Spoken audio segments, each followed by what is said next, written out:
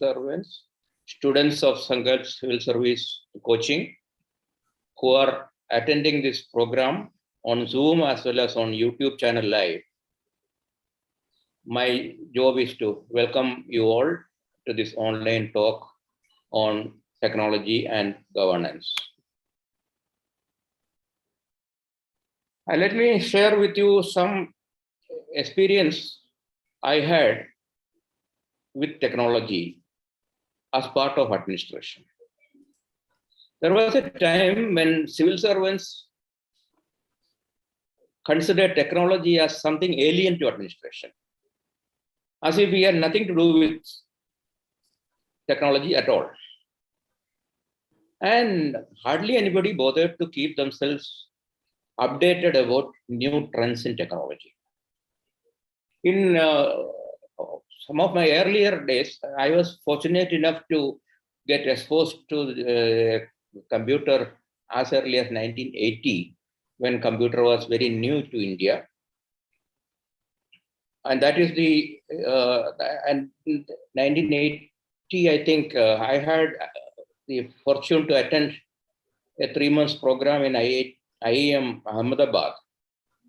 They showed us a computer. I'm sharing it with you because some of the youngsters, most of these participants are youngsters. They won't have any idea about what technology was in those days. In IIM Ahmedabad, we were taken to a room and we were told that that is the computer. The huge machinery which occupied the entire room, and they said this is the computer which they received as a gift from some foreign country. And the operations or the capacity of that particular computer, now even my desktop computer, my laptop can do far more than that. That is how technology has changed over the years. In the 1990s, government of Haryana, where I happen to work, I'm from Haryana cadre of IAS. Government of Haryana tried to introduce computerization in the state secretariat. All of us senior officers were provided with a desktop computer. And through a virtual network, all these computers were connected.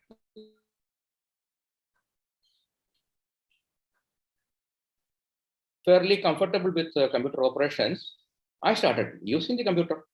And I also started sending messages to my other colleagues through the net. But I was not getting any response. One day I asked a senior officer whether he had received any message from me. He said, I will almost verbatim quote him, Hindi mein bola tha.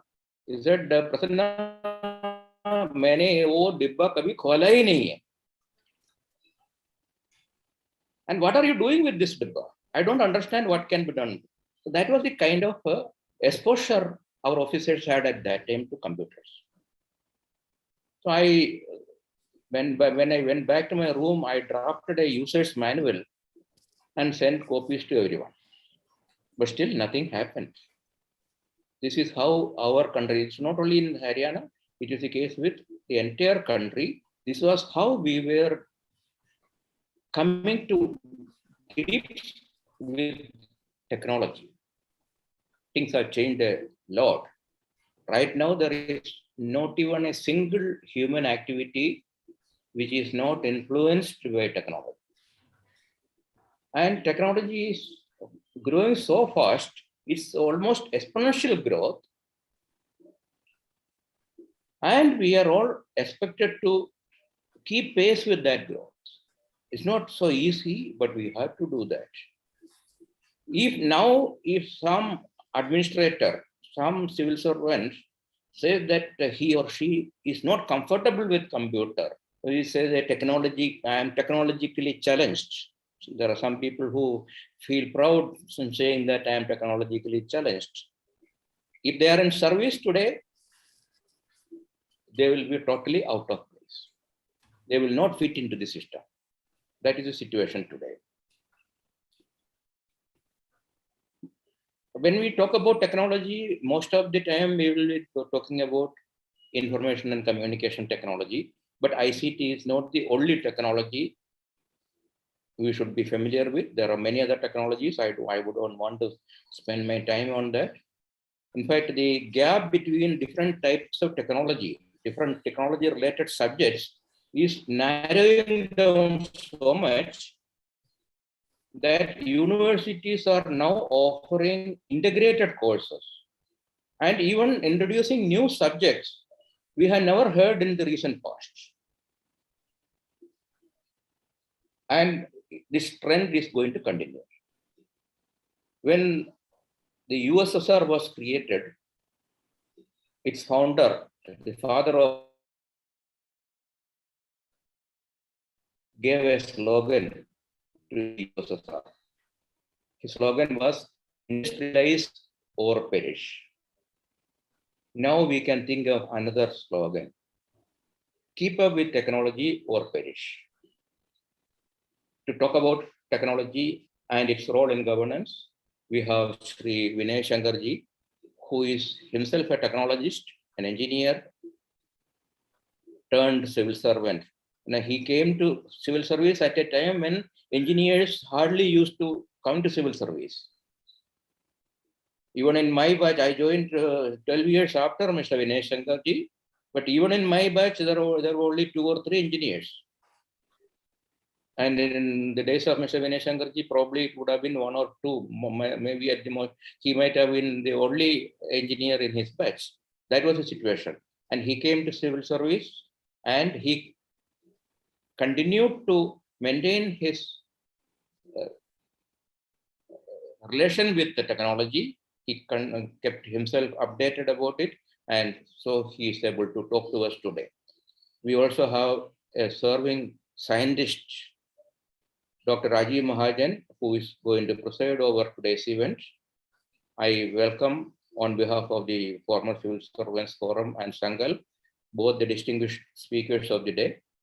And I also welcome all my colleagues, former civil servants, and the Sangal family members, distinguished guests, and students of Sangal Civil Service Coaching who may be attending this Zoom meeting, or they may be attending the YouTube channel live. Before I stop, I had to make one announcement that after Sri Vinay Shankarji's presentation, there will be a question answer session. To make it smooth, I request all the participants who wish to take part in the question answer session to open the chat box and type your question in brief in it. And I and Dr. Patil will monitor the chat box. But I may request some of you, especially some of our senior members, senior colleagues, to speak on the microphone, to unmute themselves and speak on the microphone, participate in the discussion. But otherwise, I request all the participants to keep their microphones muted. I welcome to all of you. And now I shall request my colleague, Dr. G.R. Patel, to formally introduce the speakers of the day. Dr. Patel, please. Respected Prasanna, sir, and the distinguished guest, friends, today we are very much fortunate because one of the very important topics, which is also topic of the paper 3rd, that is the role of the technology in the governance. So we are with us, our guest, Vinay Shankar, sir. I'm fortunate, let me introduce, sir. So the education, sir have taken the education. In 1957, he completed BSc from the University of the Lucknow. In 1960, Bachelor of Engineering, University of the Roorkee. In 1980, sir done the MSc, the Economic Social Planning from the University of the Wales, UK. He is a retired IAS officer of the MP cadre, served into the government of the India as the Secretary of the Ministry of the Rural Development. After the retirement from the service, he has been working as a consultant in the IIT Roorkee, working on the projects related to the conservation of the rivers, wetlands, including the lakes, renewable energy. In the present time, it's a very, very important topic for your examination also, and it's a very important topic for our life, means our day-to-day activities also. He also delivered the lectures into the training programs and to the student of the college IIT Roorkee and the management studies. He has been taking the active interest into the programs of the development of the Gurugram as the member of the number of the NGOs. Sir joined IAS in 1963 and allotted to the Madhya Pradesh cadre. In the state, he served as a collector, DM into the number of the district. He set up the first cooperative sugar factory into the state and work into the state government as a special secretary and the secretary into the Department of the Agriculture, Home, Education, Science and the Technology. In the government of the India, he served as the Department of the Supply, as the Director, Ministry of the Home Affairs, Science and the Technology, as a Joint Secretary, Environment and the Forest, and as the Additional Secretary and the Secretary into the Ministry of the Rural Development. After the retirement, sir is giving the consulting to the various organizations. One of the organization is the Planning Commission, and he prepared the plans of the development for the newly formed the state of the Bihar, and also played an important role into the preparation of the reports of the committees on the biofuel. Sir work into the number of the societies in the areas of the biofuel development and the education. Since 1998, sir have been working as a consultant into the alternate hydroenergy centers of the Indian Institute of the Technology, Roorkee, in the projects which is related to the conservation of the rivers, water bodies, such as the wetland, lakes, and very important, that is the impact assessment management. Sir is not only this, sir is delivering the lecture at the different forums, nationally and internationally. Sir have presented the papers into the seminars into the India and the different part of the world, including the China, on the conservation of the water bodies and the development of the hydroenergies. Sir have given the lectures in the training programs of the IIT Roorkee and to the student of the management course of the College of the Roorkee and other part of the countries. Sir is and it's a very happy. I want to tell you an additional point. Sir is one of the very important member of our the Sankalp program, is interview guidance program, and sir is a very important pillar of the interview guidance program. So I'll welcome the sir, and we are very fortunate because you listen the experience of the sirs and the important topic, that is important roles of the technology into the governance.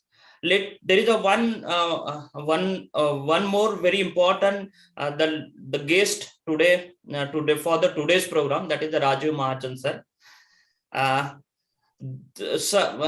About the Rajiv Mahajan sir, he is a district sir had the distinguished career of the 36 years across the multiple domains. As in the operation, man, policy, designing, the field of the weather forecasting, academics, management, leaders, and the life coach. Dr. Rajiv have devised the operational roadmap and achieved the organizational vision in the current role as a scientist, advisor of the Department of the Science and the Technology. Sir is working into the various areas. Sir is working into the R&Ds. Sir have the distinguished career as into the military aviation meteorologist.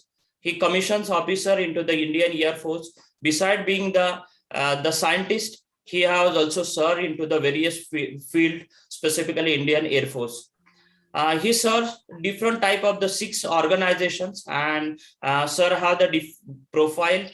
He is working with the World Meteorological Organization. Dr. Raju also have the distinguished the guest. He presented his papers into the various areas. He serves to the United Nations as the Chief Meteorological Officer. He has been the ex-chairman board of the studies of the meteorological division of the there is the University of the Coimbatore as a research guide for the two disciplines, that is the meteorological and the management.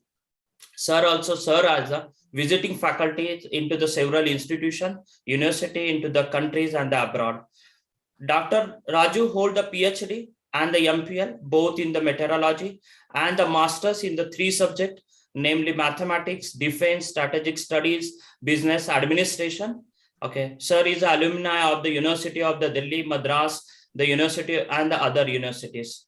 In the our discussion, sir, we come to know that sir is one of the good marathoners, cyclist, adventurist, photographer, poet, and the keen interest into the yoga practitioners. Friends, just welcome the dynamic, wholehearted, the impact man, Dr. Raju. So this is all about our guest. Now the class is yours, sir. Dr. Vijay Shankar, sir. Welcome, sir.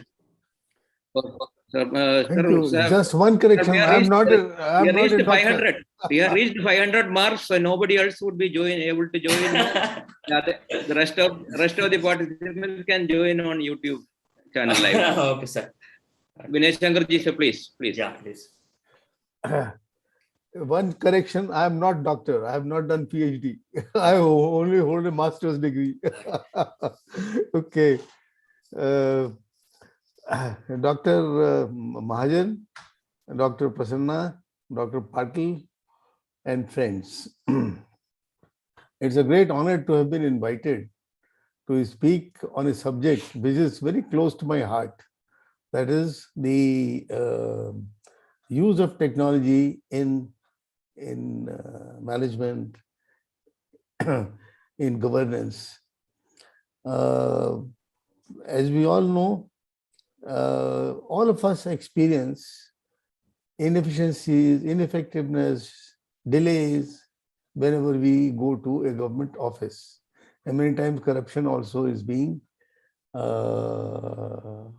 see corruption being there on quite a large scale. Now, what I have been feeling is that unless we introduce technology in the routine working of the government systems, we cannot get over lethargy, overstaffing, and all the ills that go with it. So therefore, I have prepared a presentation which I'll request you to start the second slide. As a matter of fact, first is only a title slide. Just 1 minute, sir. Just give me 1 minute.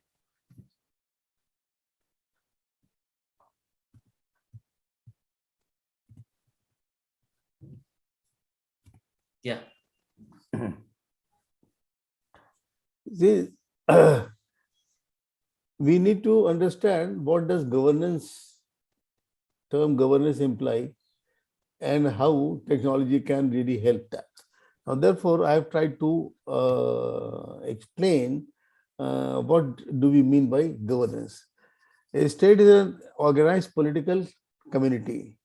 The state performs its functions through the institution of government, and the processes that are followed are termed as governance. The functions performed by the state are following. What is security, internal and external, rule of law, socio-economic development, and all others which are mentioned here. Next slide, please.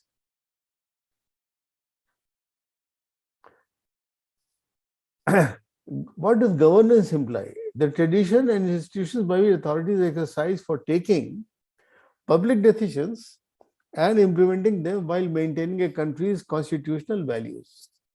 The processes by which governments are selected, monitored, and replaced. The capacity of the government to effectively formulate and implement sound policies, and the respect of citizens and the state for the institutions that govern economic, social, and political interactions among them. In brief, governance systems set the parameters under which management, that includes administrative systems, operate. Governance is about how power is distributed and shared, how policies are formulated, priorities set, and stakeholders made accountable. Next.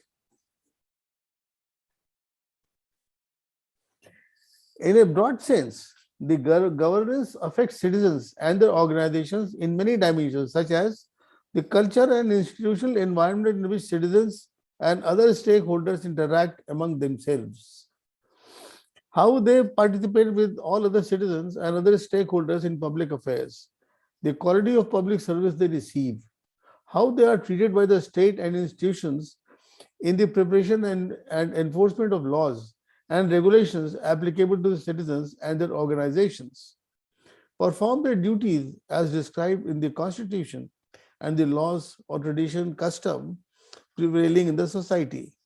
It will be seen that governance implies rule, control, exercise power and authority, leadership, and management. More specifically, governance refers to how government components function to ensure accountability, transparency, responsiveness, rule of law, stability, equity, and inclusiveness, participation of citizens and stakeholders in matters affecting them. How decision making regarding programs, implementation, monitoring, review, and implementation and in compliance of laws, rules, and regulations is done. Please, next. Now, governance indicators, the worldwide governance indicators report of the World Bank. World Bank brings out this report on 6 broad dimensions of governance for over 200 countries and territories over the period 1996 to 2020. The maximum score for each dimension is 1. Now, voice and accountability, India's score is 0.62. Political and policy stability, 0.49. You will find that they are all 0.6 or below. India ranked 96 out of 193 on UN Governance Index for the year 2018. India is ranked 85th out of 180 nations according to the Corruption Perception Index 2021 reported by Transparency International. On the ease of doing business of the World Bank, India ranked 63rd out of 190 countries. Now, the governance permeates or affects almost all activities of the government. But since we are a backward, underdeveloped country and would like to progress as fast as we can, I have tried to see development or governance in the or technology, impact of technology on governance with respect to development. Therefore, I am giving some indicators of development. Now, top 10, that is the Human Development Index, in which there are 6 parameters, and they are all for the top 10 countries, they are close to 1. You can see 0.943, 0.92, 0.91. So they are 0.9 and above. That means they are already fully developed. Next.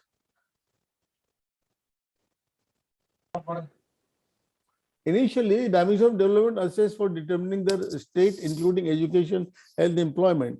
But over time, more dimensions were added, and the member countries of the UN decided to achieve the following goals by 2015. There were 8 goals which are mentioned. Hello? Who? Please don't disturb in between. Sir, please go on. Sir, please go on. Please continue, sir. We moved.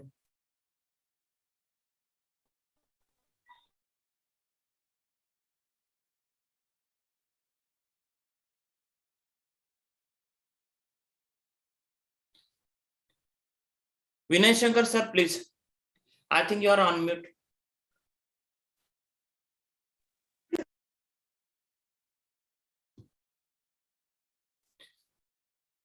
Sir, please unmute yourself. Vinay Shankar, sir, please unmute yourself.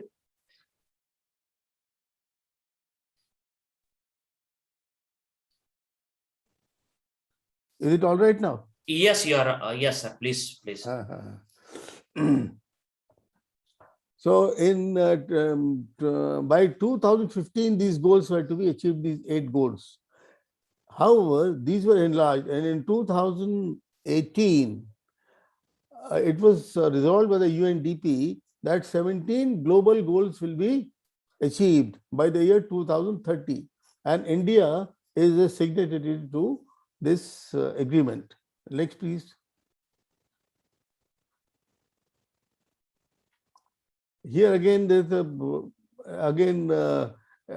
top 10 countries. So I think we can skip this slide. Go to the next slide, please. So we see again. Go next slide, please. Now these 17 development goals they are very comprehensive. If even the rich countries follow, our Earth will be conserved. Many of you would be knowing that every year Earth loses resources, which is 1.75 times of the resources that are generated by this planet in a year. So we are consuming our, like it's a bank, our resources are in a bank and we are spending them up. So if we continue like this, then very soon life will be dead on this planet. Next, please.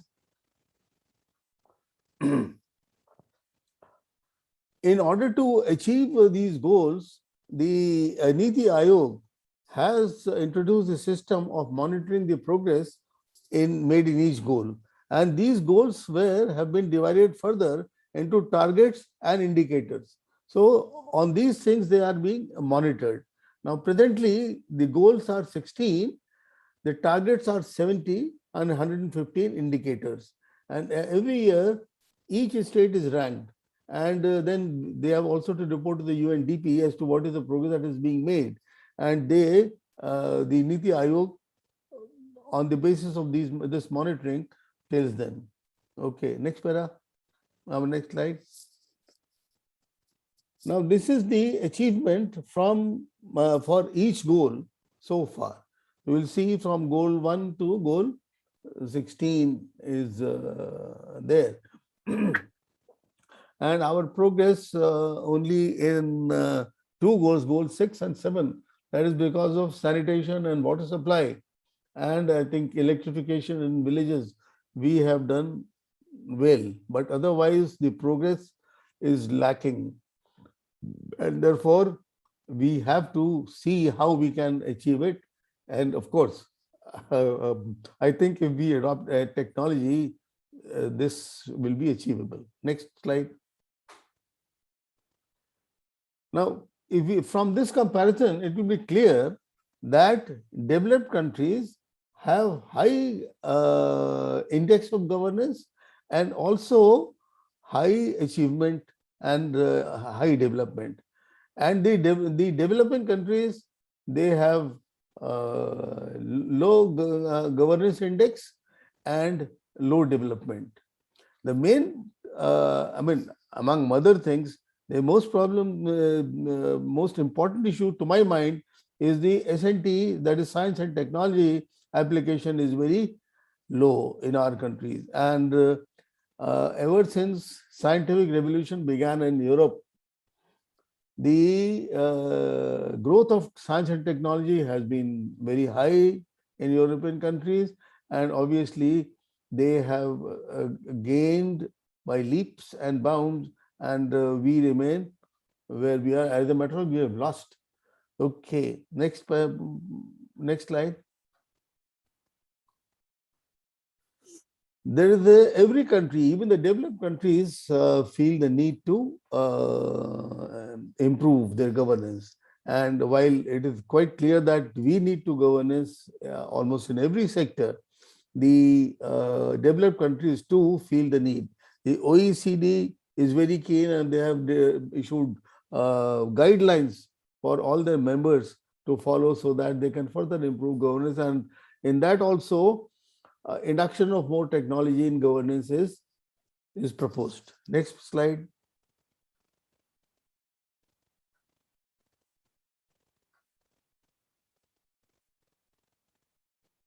Next slide, please. It is not that after independence, we have been ignorant of the fact that technology is important. The development and growth of space sciences, promotion of atomic energy for many applications, they, to name a few, these are extensively used for have been used for economic development. Gradually, in governance also, technology has made inroads. Computers, as Dr.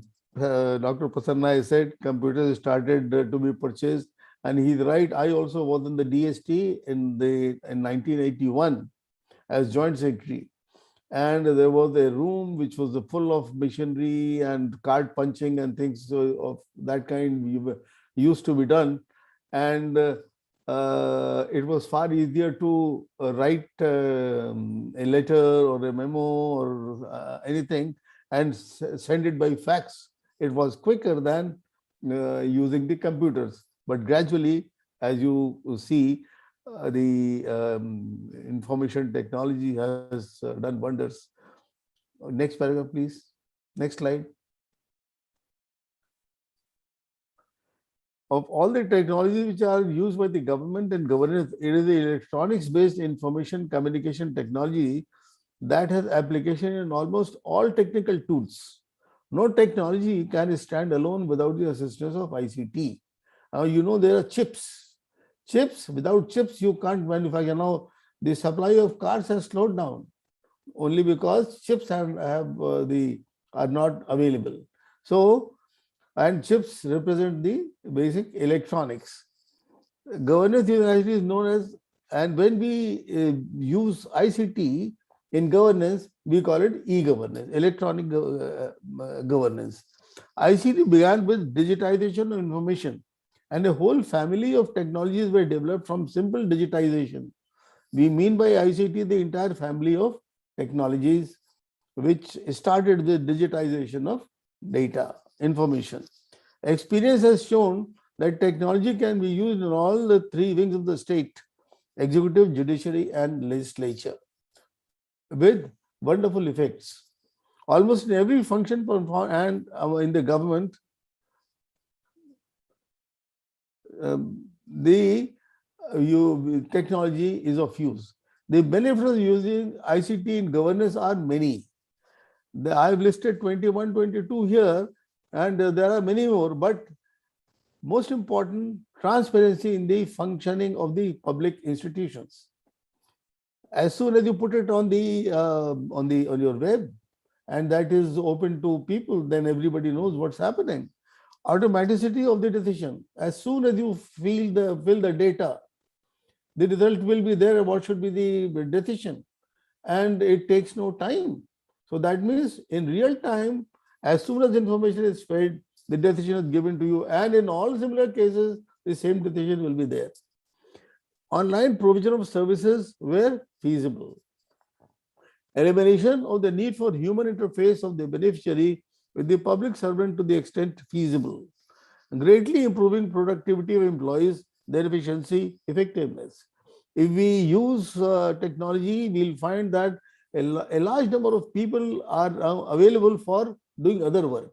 That means there are so many divisions in government. Maybe say police, the teaching, education line, teachers, and so many other things where we need more people. They are not available. They are doing repetitive work, or where one person is needed, we are 3 or 4 persons are working. So all of them become available. So there are you can go through this. I don't need to repeat it. We can go to the next slide, please. Next slide.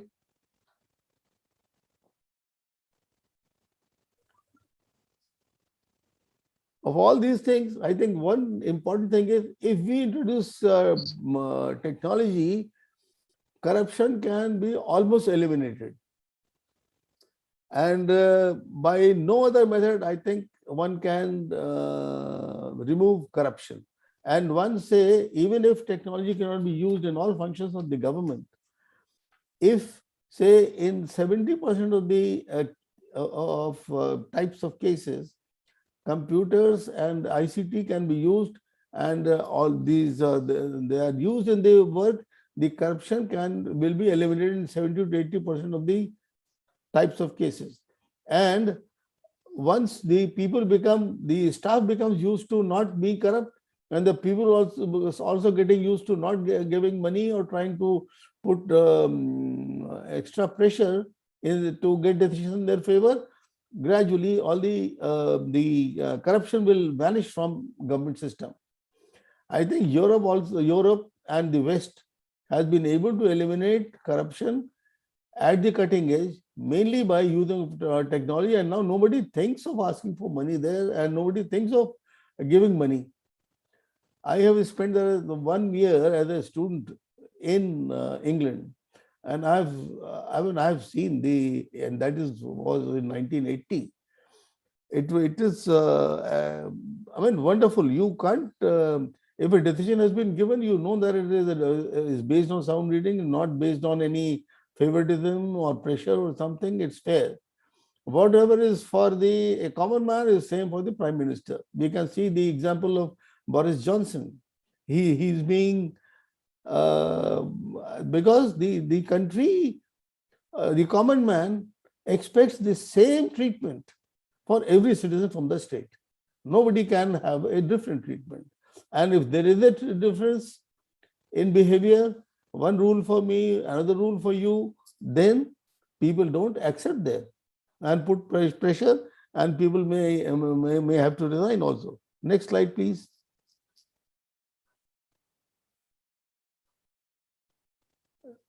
Dr. Patil.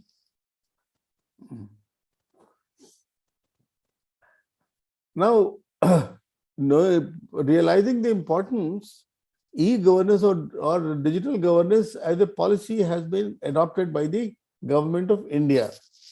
The concept of digital India has been adopted. It is built around 3 key areas: digital infrastructure as a core utility to every citizen, availability of high-speed internet, that is the infrastructure that we must have, unique digital identity, access to common service centers.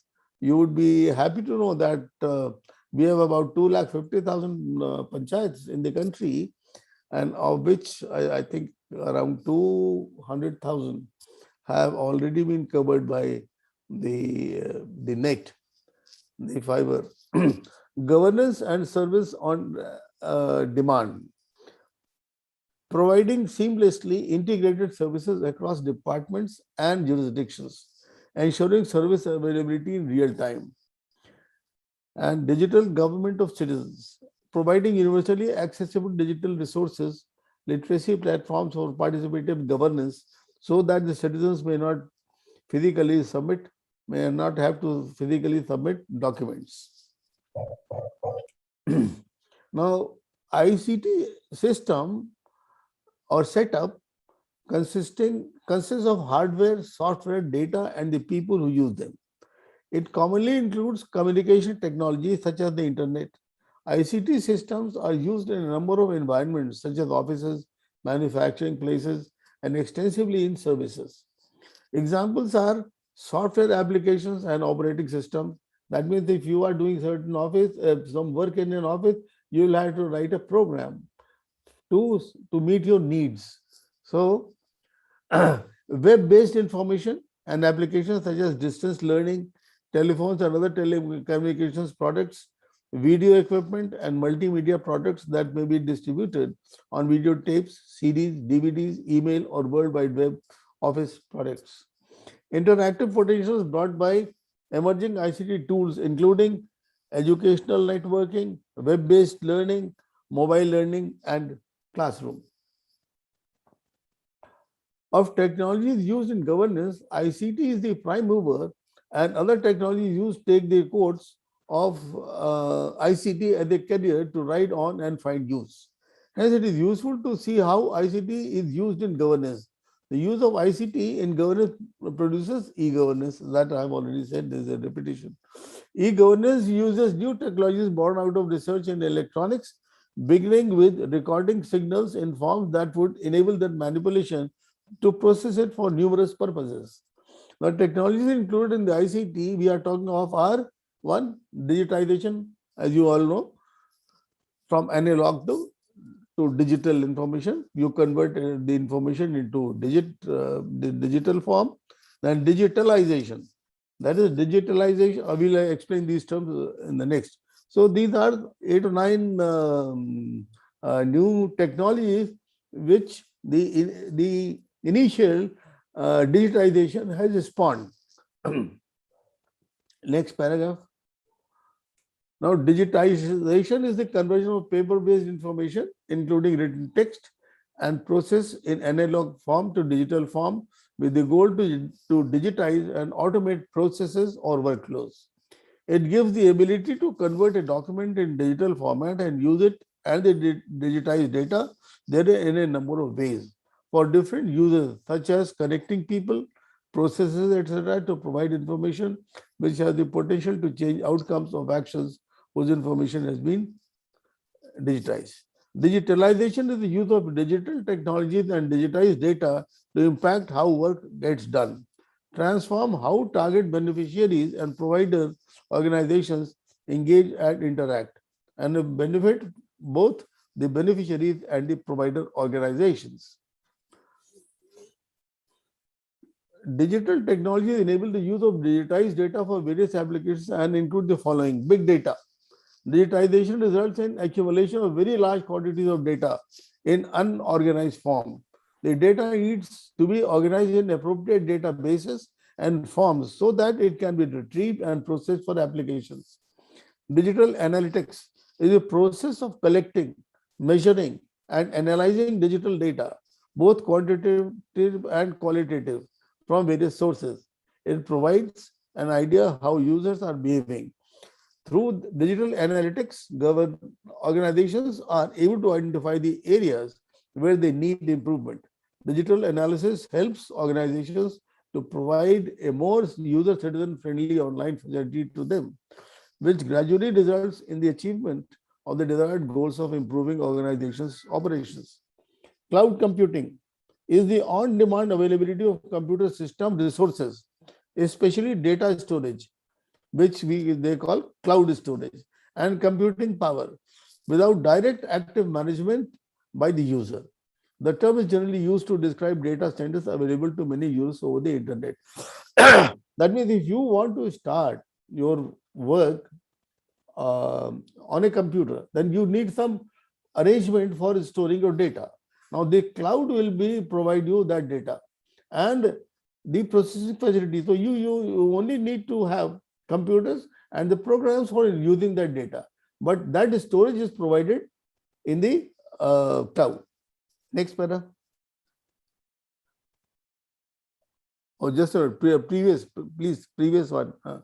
The Internet of Things is a system of interrelated computing devices, mechanical and digital machines provided with unique identifiers and the ability to transfer data over a network without requiring human to human or human to computer interaction.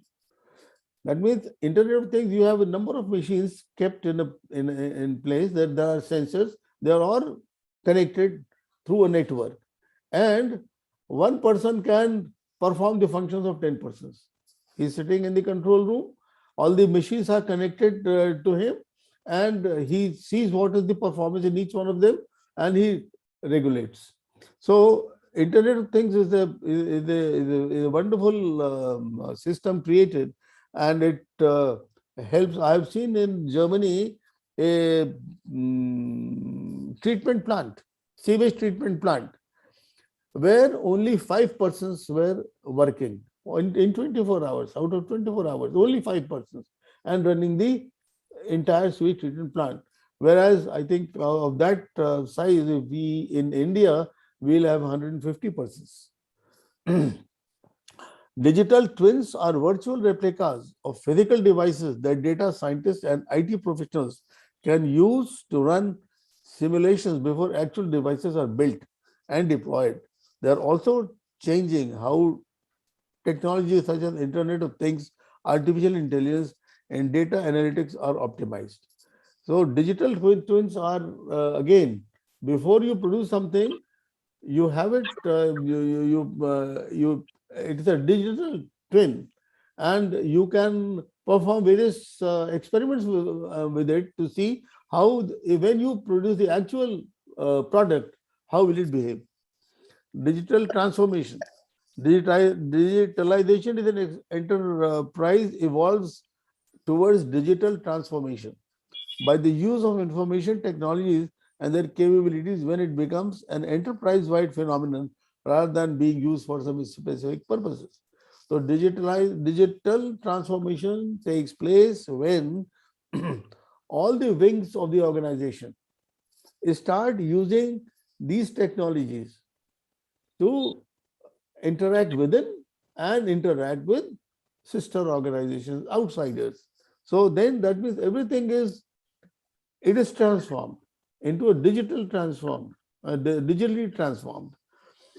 As the use of e-governance spreads deeper, AI will now AI will find increasing applications. Artificial intelligence now, as we go on increasing the applications of these digital technologies, we need artificial intelligence. Artificial intelligence is something which can mimic the human being. Not, of course, entirely, it can never do that, but still, the artificial intelligence will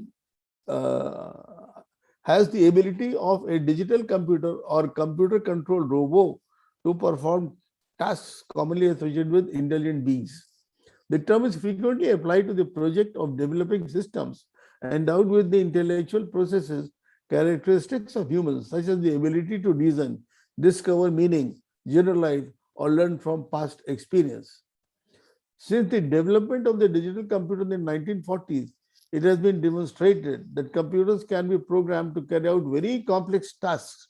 For example, discovering proofs for mathematical theorems or playing chess with great proficiency. Some programs have attained the performance levels of human experts and professionals in performing certain specific tasks, so that artificial intelligence in this limited sense is found in applications as diverse as medical diagnosis, computer search engines, and voice or handwriting recognition, face recognition.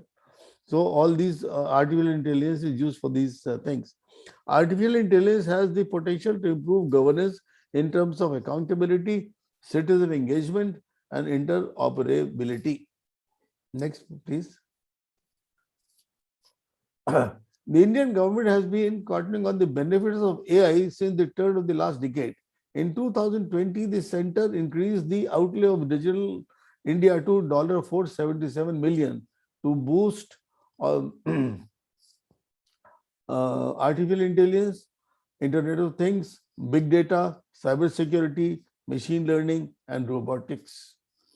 In 2019 Union Budget speech, Finance Minister said that the government would offer industry-relevant skill training for 10 million youth in India in AI, big data, and robotics.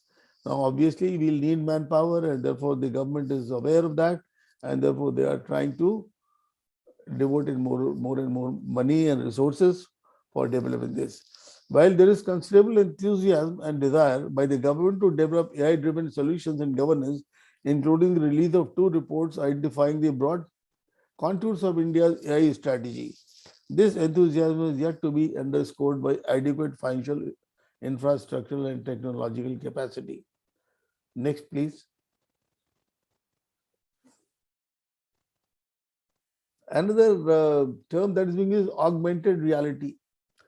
It is an interactive experience of a real world environment where the objects that reside in the real world are enhanced by computer-generated perceptual information, sometimes across multiple sensory modalities, including visual, auditory, haptic, somatoscenery, and olfactory. Supposing you record music, there is instruments there, you have voice there, and maybe a number of people are singing it, and in different places. So you can integrate and put together using augmented reality. Or say, for example, if you are constructing a building and the architect has built that building and wants to show to the customer how will he experience. So he can, although without constructing the actual building, he can give him a feeling of going around the various spaces that he has created. How will he feel in that? Whereas virtual reality completely replaces the user's real world environment with a simulated one. Augmented reality is related to two largely synonymous terms: mixed reality and computer mediated reality. Now, computer can mediate a reality and project something different from what the real is. These have applications in the areas of entertainment, architecture, archaeology, and a number of other fields. For using ICT in governance, the public offices should be digitally transformed in phases. Each digitized office will become a node, and networks of nodes need to be set up. It becomes easy to communicate digitally within digitalized nodes, digitized offices, and from one government to office to another, from government to citizen and businesses, from citizens and business to government. Sharing of information among the actors becomes in real time possible. Hard copies of papers are not required if the documents can be uploaded. Automaticity of decision becomes possible, and time in every functionary within the government is can you do that? And those concerned with government is saved tremendous gain to economy. It is obvious that sooner we adopt ICT in governance, the better it is. In these days of stiff global competition, delay can result in irreparable loss. This applies to all sections of society, including the villager, urban dwellers, and others. This applies to every sector of economy, from agriculture to industry, trade and commerce, and whatever one can think of, including history and literature and philosophy. So these technologies are applicable almost everywhere and useful. Now, the point is, having realized this, you have supposing you are responsible for a certain function, you have an office and some resources. Now, how you can convert government offices technologically oriented? I mean, I saw this, and a friend of mine, as a matter of fact, told me there's a Fourier method of converting government offices technologically. First task is to assess. This involves the preparation of a flow chart of the existing process. The flow chart is a sequential block diagram of the various steps involved in the process.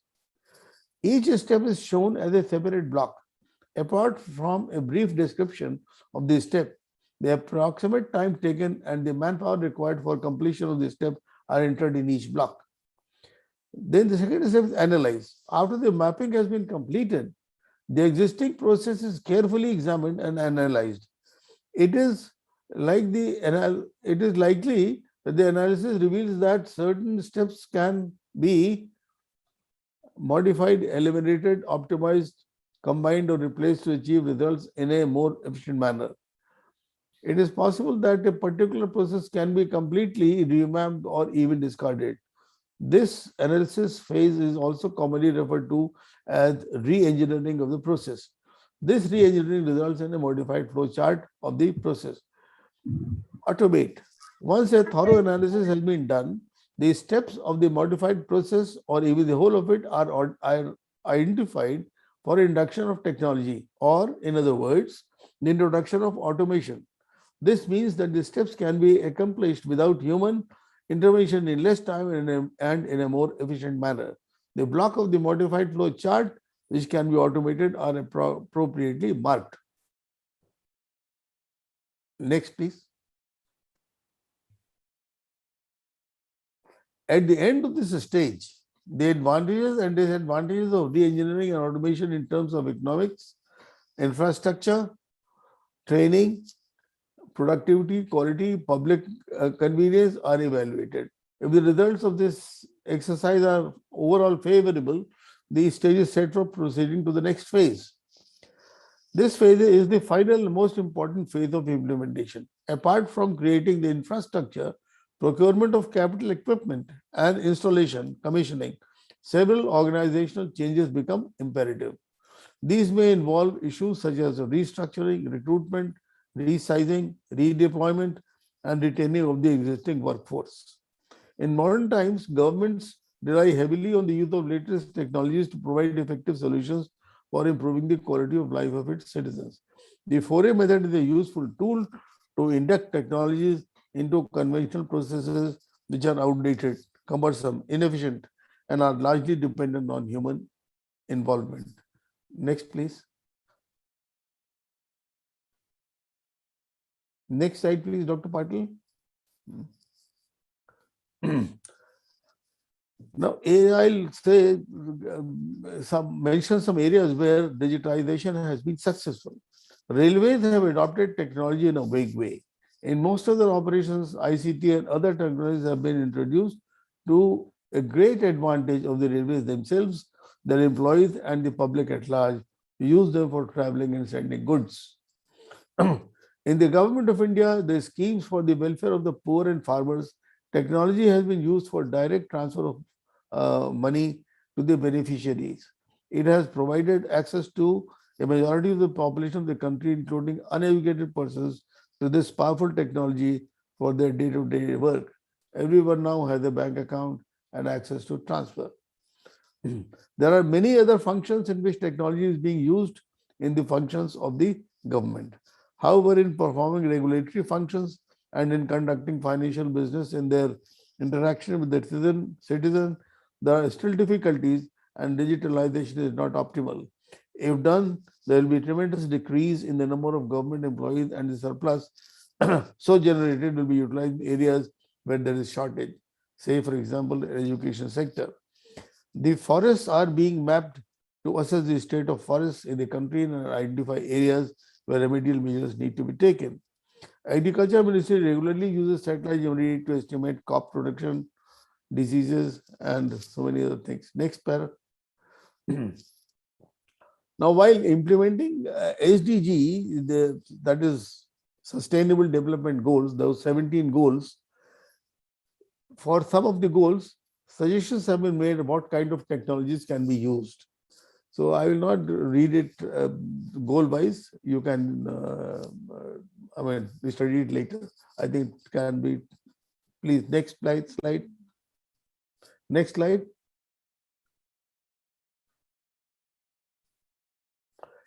Then predictive policing and surveillance is another area where digital technologies can be of great use.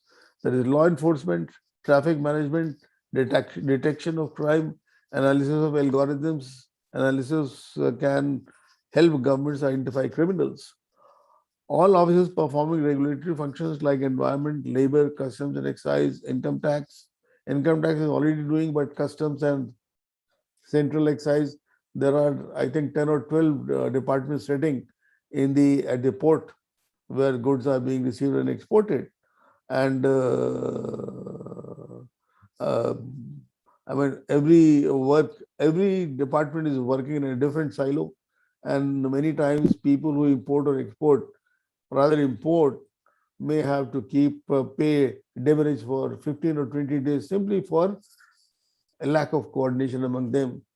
So then municipal administration, that is another area where a lot of work can be done and service can be improved, complaints can be addressed quickly. AI surveillance, where ML, machine learning algorithms analyze images, videos and data recorded on CCTVs, can help governments identify criminals. However, the ethical side of artificial intelligence powered surveillance is mired in racial profiling and human rights violation cases. In fact, IBM has stopped developing or offering facial recognition technology for mass surveillance after massive backlash. Encroachments of public property can also be checked using either you can fly drones, or you can use satellite imagery, which will give you all encroachments. So but there is no dependence on a human being to record encroachment. He may or he may not. He may not have the time, or even if he has the time, he may conveniently overlook it. Then land records. There are maybe crores of land holdings in the country. And that program has been going on, but not fully. Documentation, this is the simplest way to adopt artificial intelligence. This includes extraction and inputting of invoices, certificates, legal documents, and letters.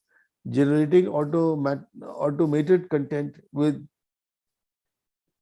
can save a lot of time for the government employees who can then focus on more important tasks. AI makes it easy for translation of government records into multiple languages. For example, Korea used artificial intelligence-based real-time translation services in the 2018 Pyeongchang Winter Olympics. Then I think property registration is is already being done. In Delhi, they use it has become very good and easy and clean.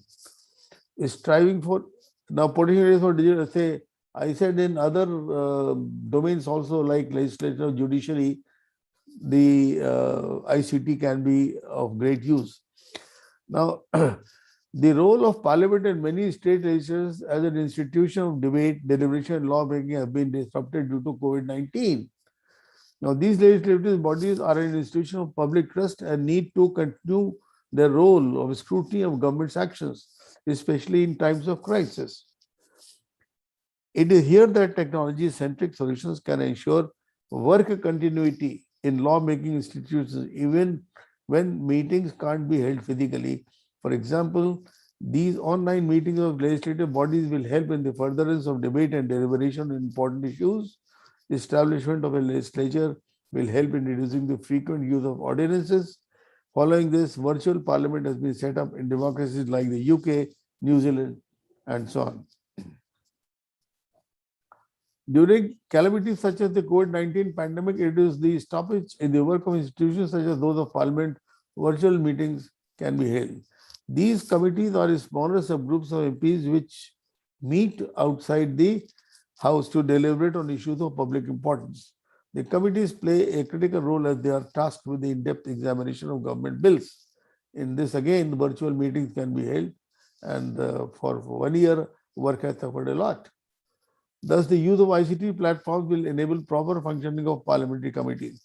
Also, the added advantage could be that committee could get to hear a wide range of stakeholders who might otherwise find it difficult to appear in person before the committees.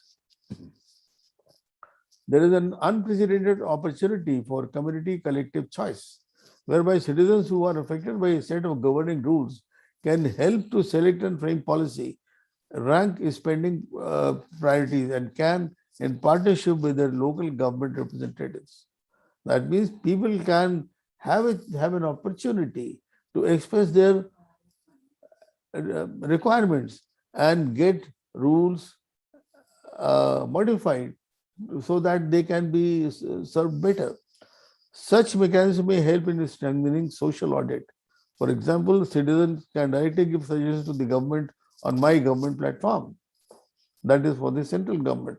For the state governments also, I don't know how many of them have developed this platform.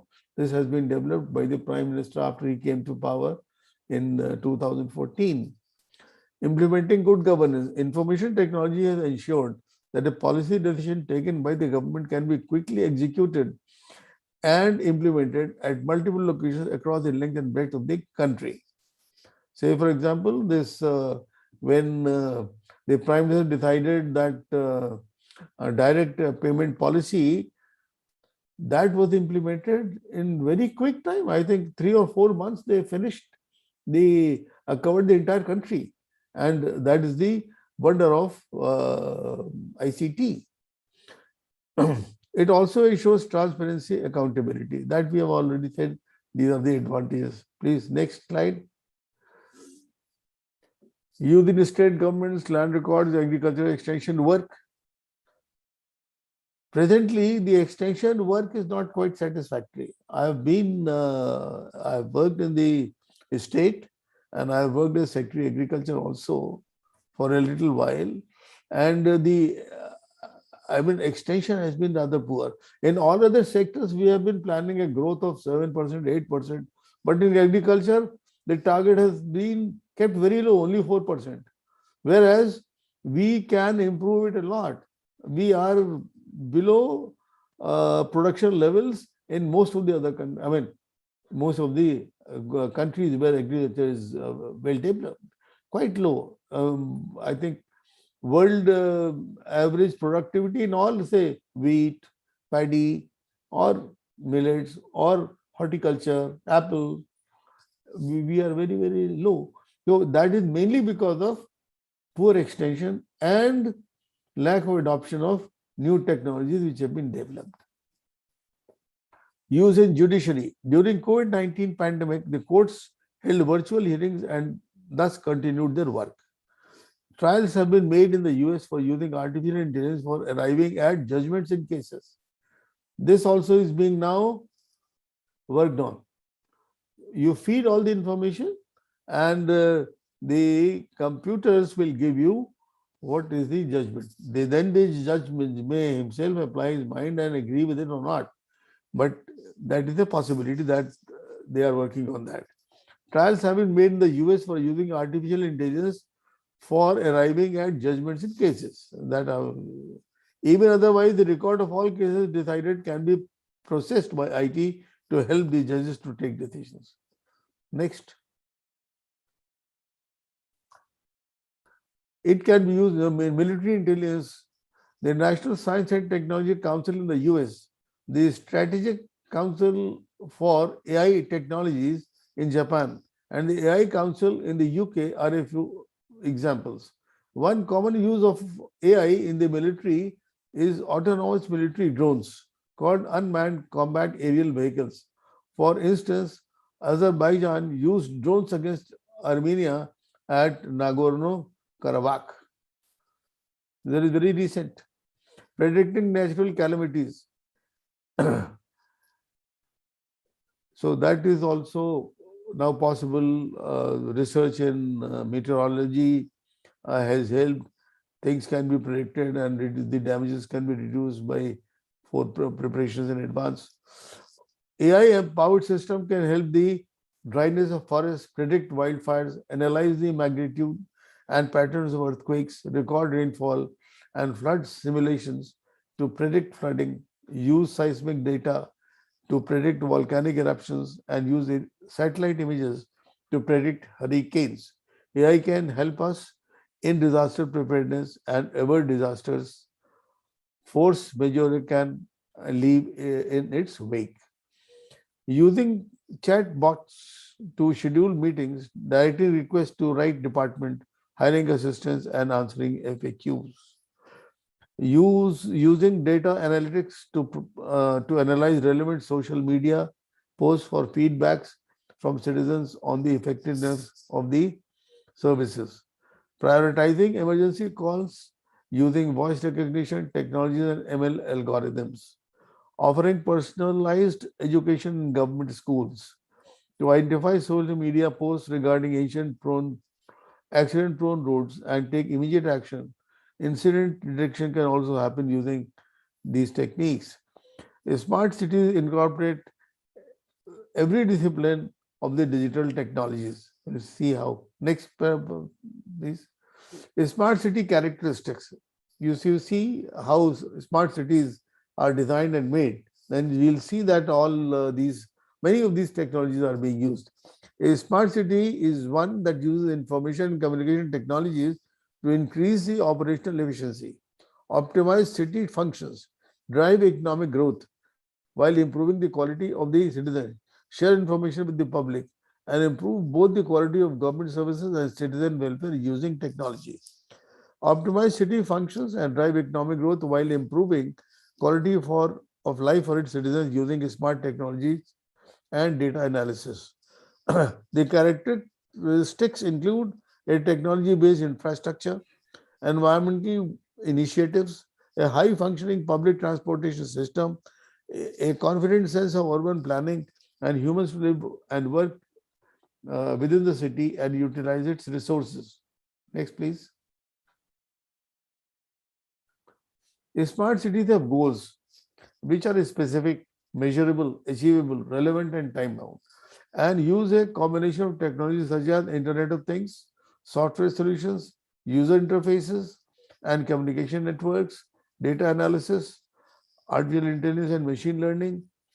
However, they rely first and foremost on IoT. The IoT is a network of connected devices that has been explained already. The IoT devices sometimes have processing capabilities.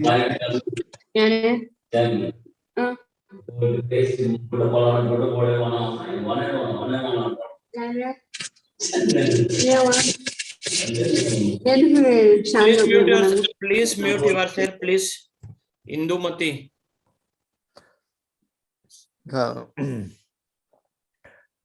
Edge computing ensures that only the most important and relevant information is communicated over the communication network.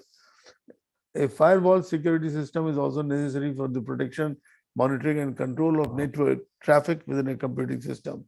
Firewalls ensure that the data constantly being transmitted within a smart city network is secure by preventing any unauthorized access to the IoT network or city area.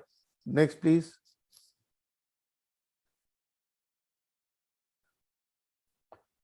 Uses in other sectors.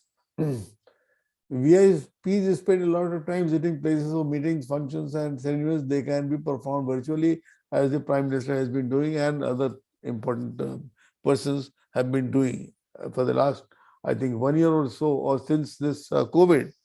We find that so many inaugurations, foundation stone laying are being done virtually. Healthcare, automobile, banking, finance, surveillance, social media, entertainment, education, space exploration, gaming, robotics. Next, please.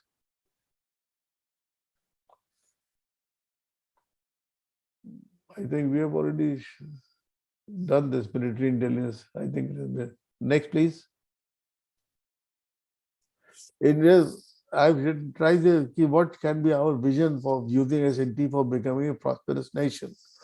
E-development coupled with developing, innovating, adopting, adapting, and absorbing state-of-art technology for transition into a developed nation and an empowered society.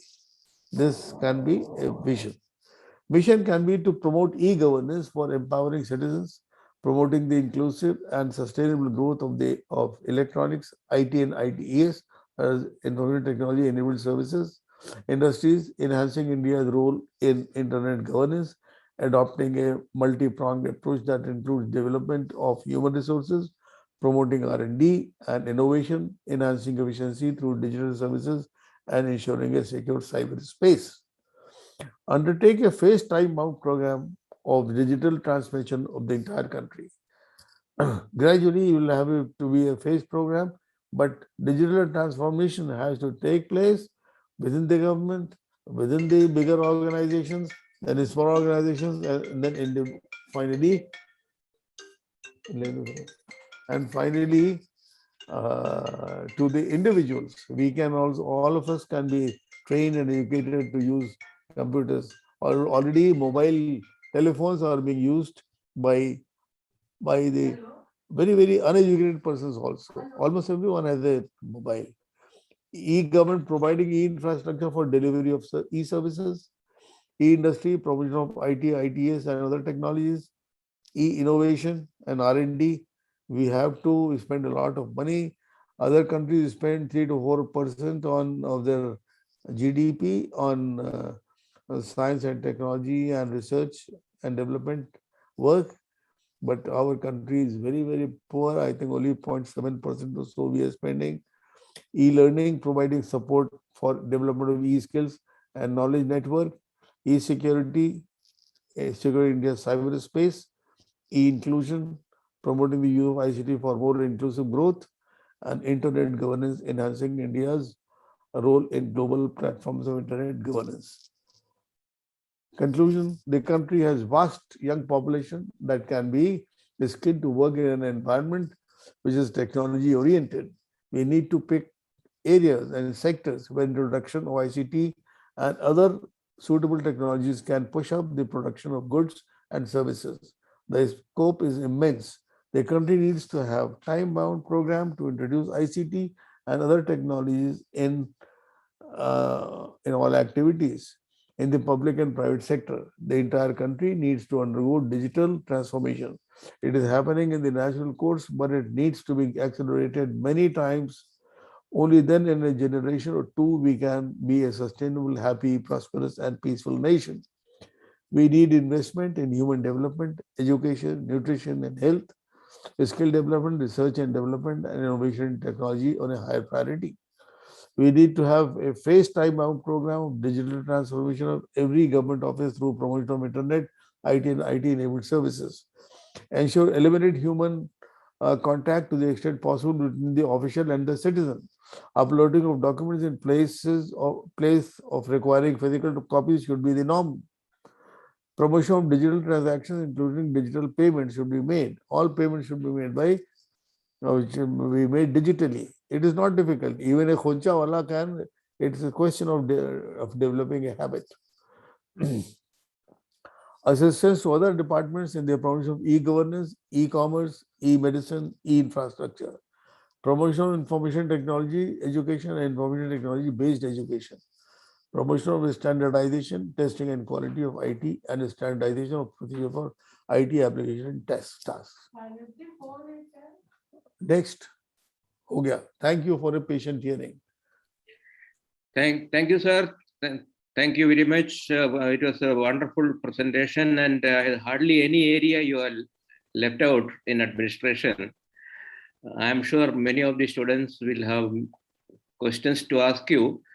I'm waiting for the chat box to start chatting. There is already one question I can see.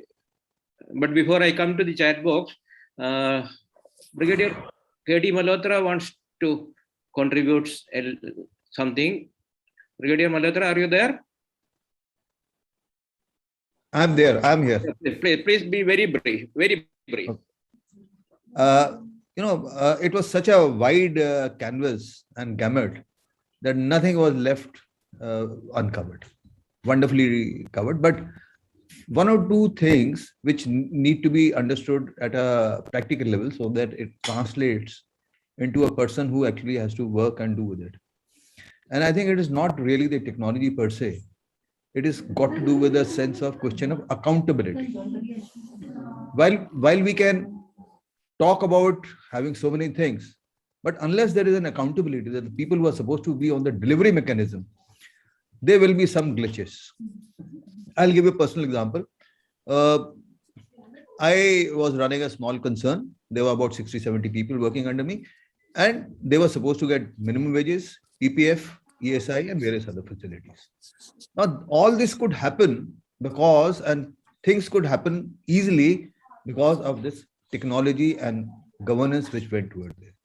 By just paying a single check, the money would go to there, and by another click, the money would go to the ESI and the PPF. And everybody had a unique number and an account system, which actually translated the governance into the poorest of our people. I can give umpteen examples, but time is so brief. So such kind of examples, everybody must observe and understand what can be done. Thank you. Okay, now we have one question from Sheetal. I don't know what exactly she wants, but whatever I could make out, she says that, sir, there is a question that the question is, in technology, we have reached from vacuum tubes to quantum computers. I don't know what is the question Sheetal wants to ask. Sheetal, good evening, sir. Please ask. Okay, good evening, sir. Yes, please carry on. Okay, so my question is like, sir, in technology, sir, we have reached from vacuum to quantum computer, but sir, in security, we are still lacking, sir. So what kind of sir, steps can we take so that we can eradicate this issue, sir? What kind of? Well, I think you have asked a question which only an expert can answer. And I am a generalist. That means I have only superficial view of things. So I don't think I can. No, I'm sure Dr. Mahajan will be able to help you, sir. Please go ahead.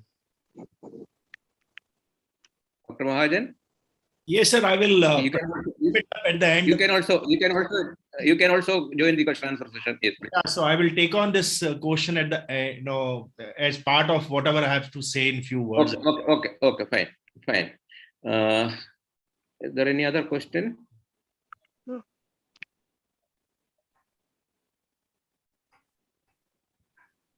I have a question, sir, to Vinay Shankar sir.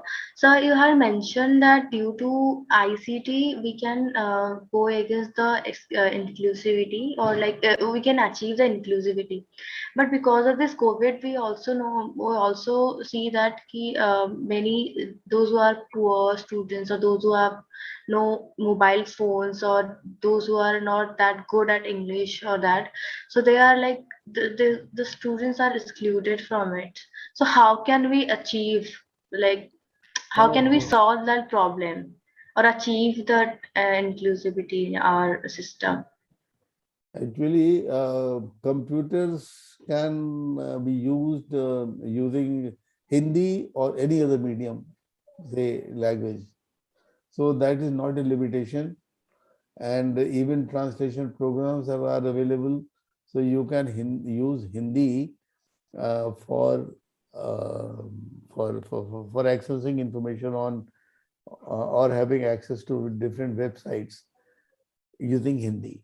Now, insofar as inability of the poor students to have access, I think, of course, poverty is a scourge, and therefore,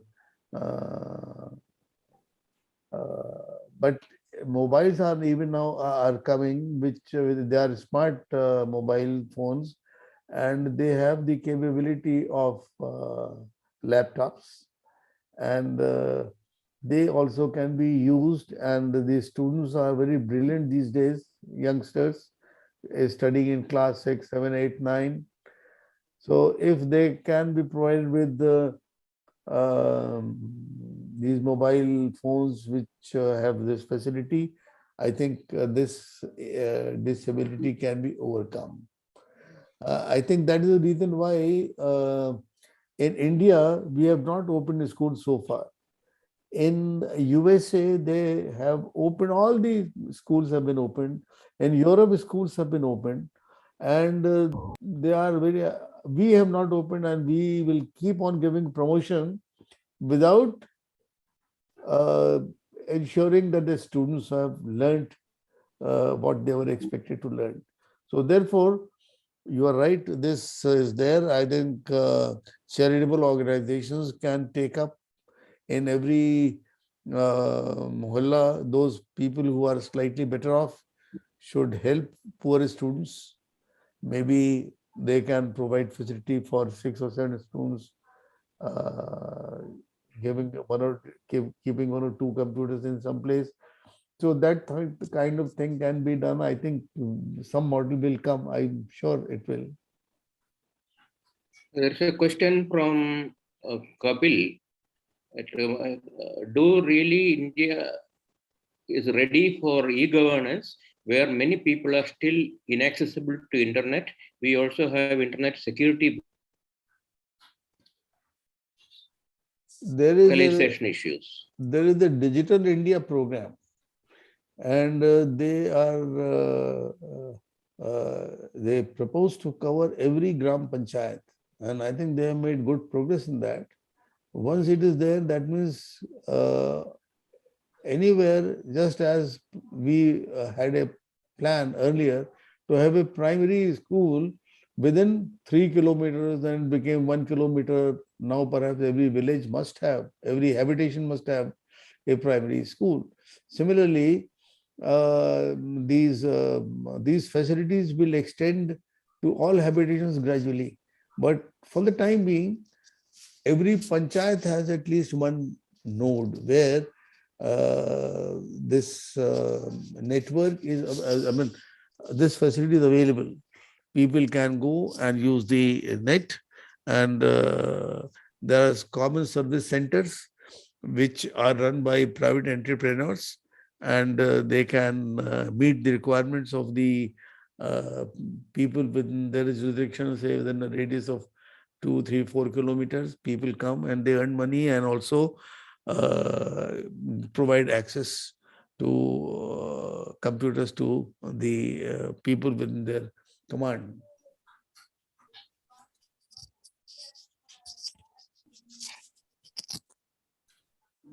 Is it all right, or you are not satisfied?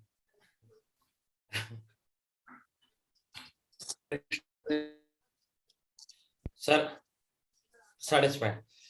Sir, Pawan is there. Pawan, you want to ask the question? Sir, when it comes to e-governance, like at the consumer end, like at the bottom level of the service end, the user friendliness is not achieved when it comes to like accessing the services that are provided by the government itself. The websites that are designed are poorly like they have poor infrastructure.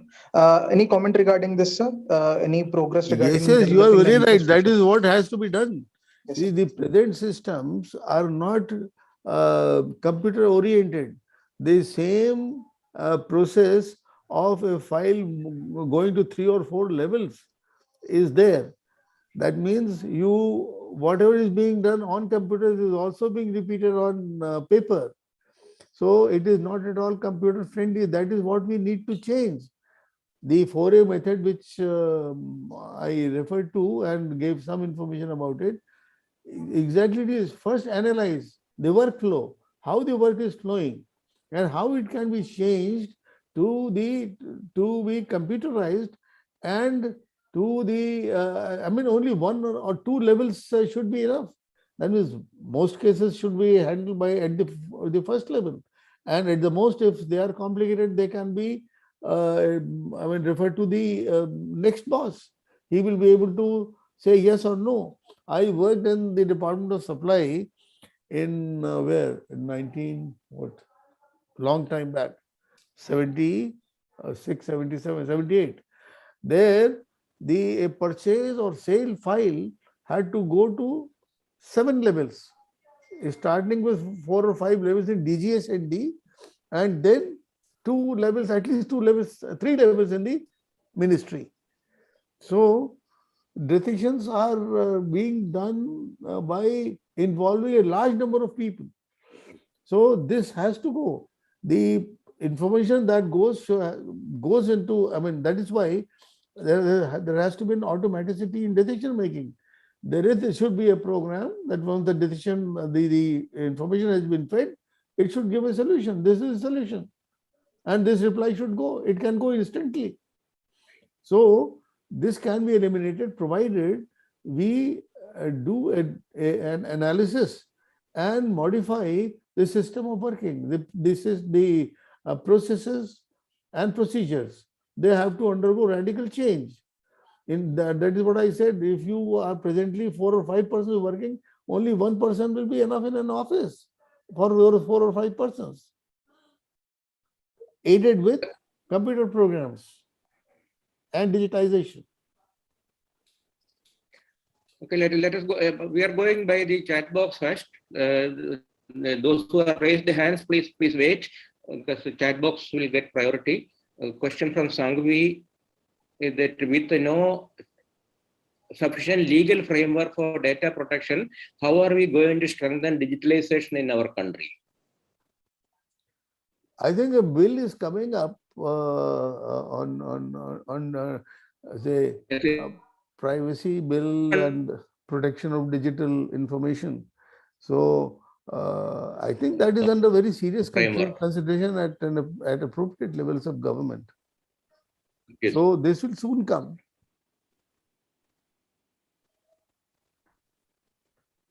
There is a question from Bhaskar Sarkar. Sir, would you say that total digitalization of government odyssey can make most downtrodden section fearful of those systems? I have seen many people not applying for Aadhaar because they feared computer. Won't it be a feature like a second or fifth 5-year plan?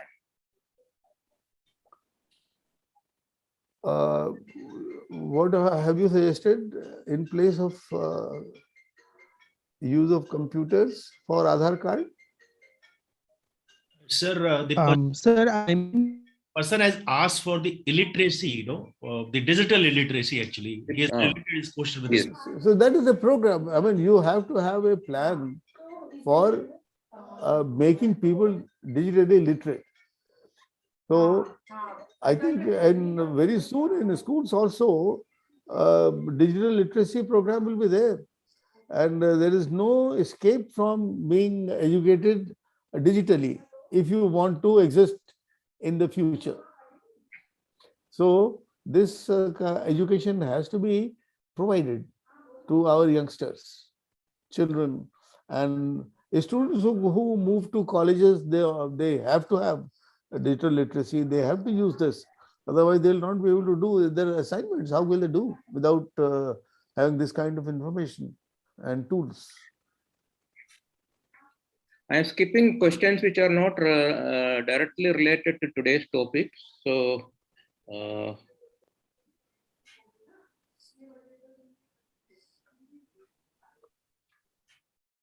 okay, I think I'll go by the people who are raised hand. Jay Surya, you can ask your question. Sir, good evening, sir. Sir, as we successfully implemented digitalization of money across the country, such as UPI payment, but it can be successfully implemented in urban area, but it cannot be reached in rural areas, sir. Why, sir? What may be the challenges in rural areas? You are saying extension to rural areas. This is what you want to know. Yes, sir, but are extended, but some people are not aware of UPI payments in rural area.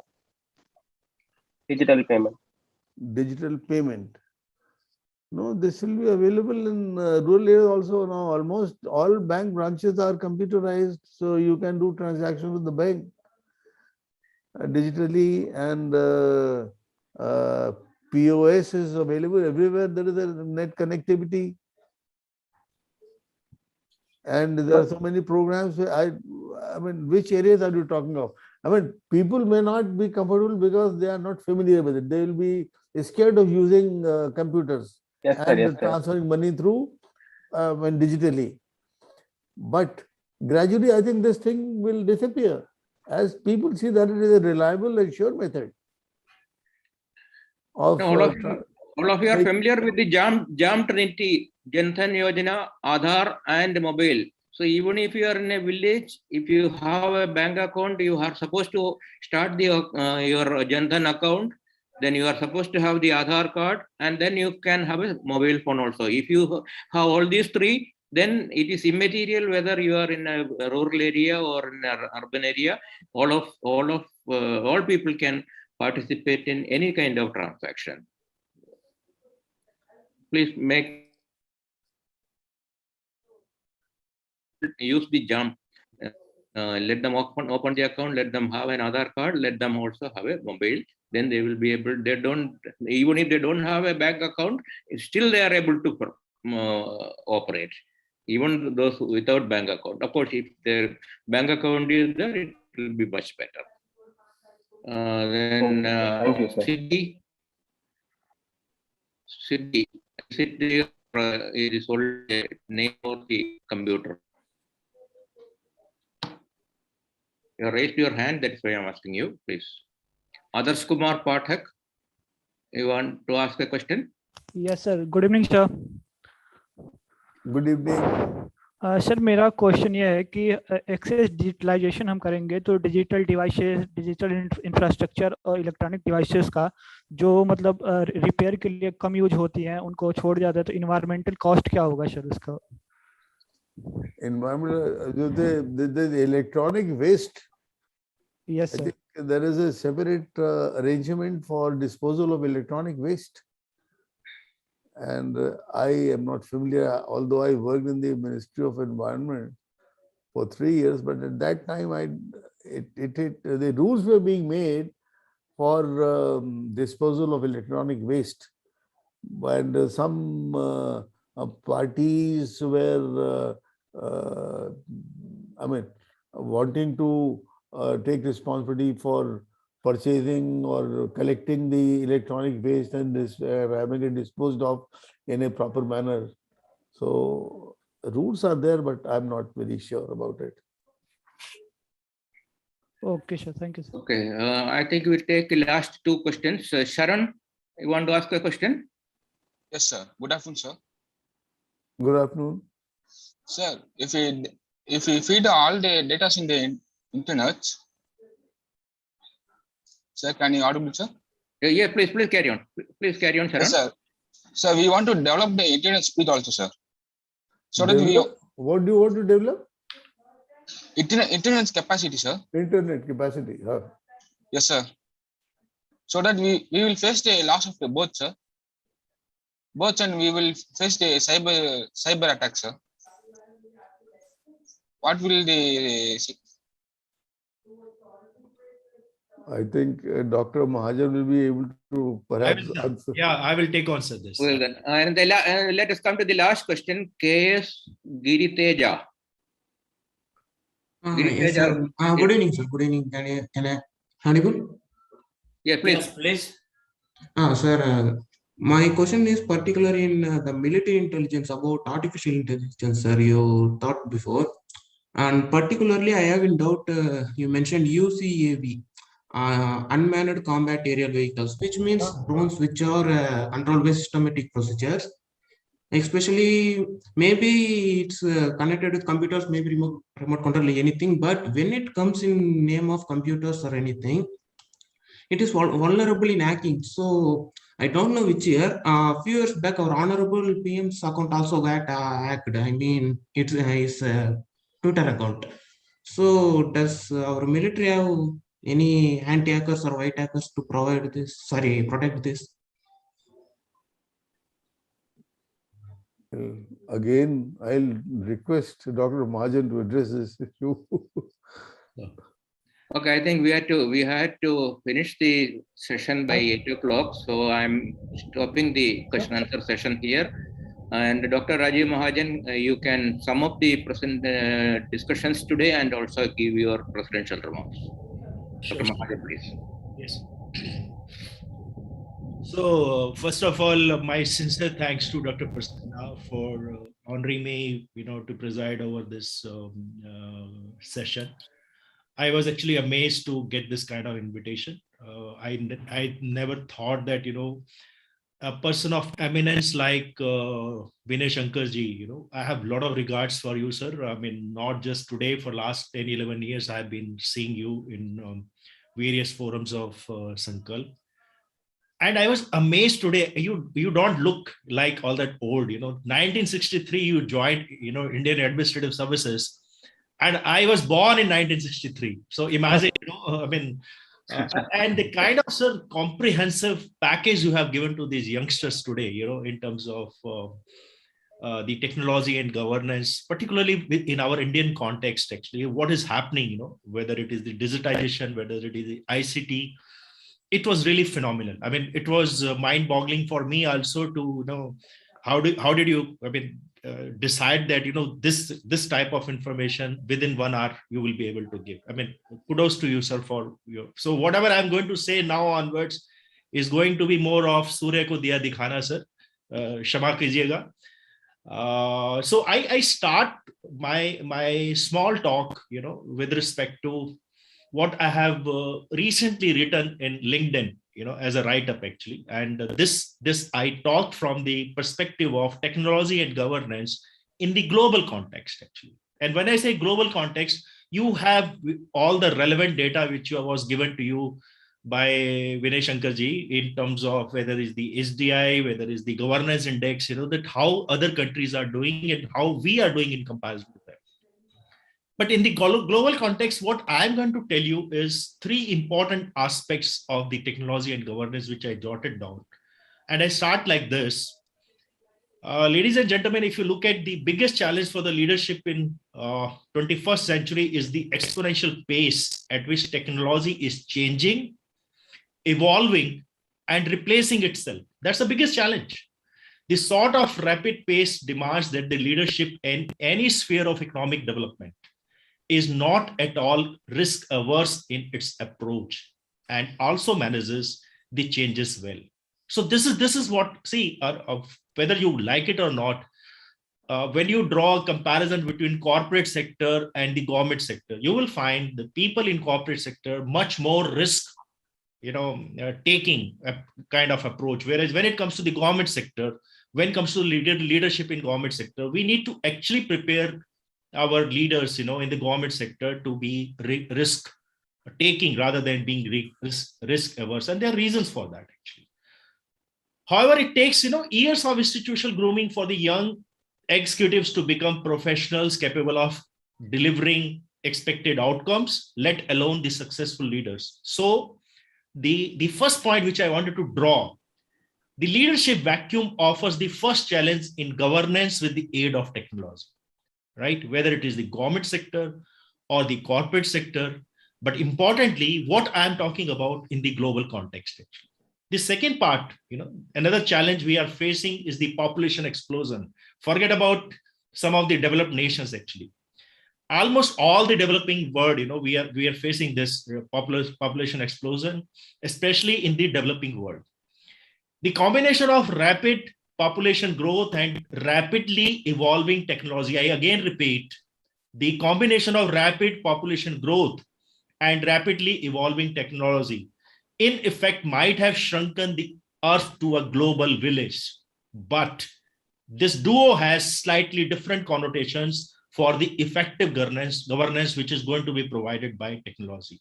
How I tell you, it is the widening gap between technological and organizational rates of change which is happening. I said in my first challenge itself, the change at which the technology is changing. So it is the widening gap between the technological and organizational rates of change that is producing a growing mismatch all over the world, be it a corporate sector, be it an MNC or the state per se. So if one needs to see this in essence, it precisely means the gap among all the three distinct entities. That is number one, the technology per se. Number two, the processes. When I say processes, the processes of governance, actually, what Vinay Shankarji talked about in greater detail. And the third one, the organizational structures which are going to support the governance per se. In other words, when it comes to majority of the developing world, including our country, please don't mind, my words actually.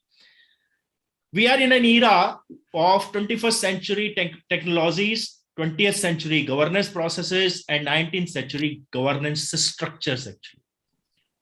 Whether we like it or not, this is the reality, as far as the challenge to governance and technology is concerned. So as far as structures are concerned, the third part, the structure supporting the governance, I personally believe very strongly that no matter how ancient our structures are, even if from the 19th century, actually we need to draw an analogy from our rich legacy, culture, heritage, and imbibe the best practices all over the world to ensure that whatever is suitable for us in terms of governance is coming from our ancientness, is coming from our heritage, is coming from our culture actually. This is a point which need to be noted. The third and the last one, the technology is also supposed to be an effective guardian for ensuring transparency, accountability, and ethics in governance. I mean, all said, done, by Vinay Shankarji very well. However, all over the world, unfortunately, indifferences, human greed, and fear of change is a huge block in this process itself. Demographies are playing yet another significant role in widening in this gap. Fortunately for us, when it comes to Indian democracy, we have relatively younger population, a global workforce, which is available as a demographic dividend to us. However, due ever evolving demographics of the modern urban world. Why I'm saying urban? Because most of the questions were directed towards the rural world, and I will come to that. Demographics of the modern urban society, the technology continues to care, unfortunately, for the elites, the rich, whereas marginalizing the poor. And it is a global phenomenon. Let us accept that, actually, right? That is how, barring about 15 countries which are above a specific index, whether it is a governance, whether it's human development index, most of the countries are not doing well, including us. So it is a common knowledge that the gap has continued to widen even during the phase of the last 2 years of pandemic caused by COVID, and that too in an uncontrolled way universally. So this uncontrolled and systemic instabilities of such nature, accompanied by governance dysfunctionality, poses a threat of the invisible fractures that can emerge in our fragile social system. And when I say our fragile social system, I'm not talking about Indian context at all. I'm talking about the global village. So these effects will adversely impact both developed and developing world, and may even be detrimental to even survival of these certain societies. Of late, as far as our Indian government is concerned, you have seen a wonderful, box of goodies which have been brought to you by Vinay Shankar ji. Much has been done in recalibrating the governance to meet the challenges thrust by the rapid technological advances. But what is needed is the paradigm shift. And when I say paradigm shift, basically, we need to look at the human existence, human evolution first, then talk about the governance, right? Rather, they should go in parallel, hand in hand. But if we really want to see that the fruits of this digitization, reaches where they need to reach, actually, human evolution, human existence should be our first priority to look at. The governance comes the second, actually. Digital India is an outcome of many innovations and technological advancements, as rightly brought out by Vinay Shankar ji. The Digital India program is an initiative of Honorable Prime Minister Mr. Narendra Modi. The vision of the program is focused on 3 areas, that is creation of digital infrastructure, delivery of governance and services on demand, and digital empowerment of citizens. The Digital India Drive is a dream project of Indian government to remodel India into a knowledgeable economy and digitally empowered society with good governance for citizens. Having said that, the digital world, or the digitization of Indian world, is only going to be possible unless we talk in terms of easy, effective, and economical governance. I again repeat, easy, effective, and economical governance. But there are some roadblocks. There are some challenges, which some of our boys and girls, the youngsters, have brought very clearly. And I will just, in last 3 minutes, I will just touch upon those challenges which we already have. We should acknowledge those challenges and work upon them. The number one is the connectivity to remote areas itself. Now, how connectivity to remote areas is a challenge? I tell you, the first and foremost is the central storage itself. Actually, there has to be servers of that kind, right? The human capacity will be always a limitation by the supercomputing capacity, right? Whatever kind of models we make today, right?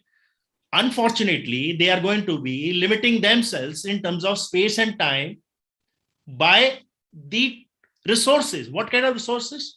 The computational resources, the digitization resources, the capacity resources, actually.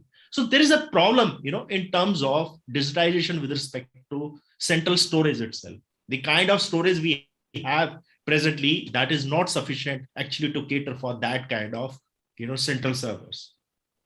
The second part of this connectivity to remote areas as a challenge is that each state, unfortunately, has different sets of laws for execution of these programs, actually, right? So the states are not in sync with the, center, at times. So as a result, the connectivity to the remote areas do not reach in the desired manner what the government intends at the center level.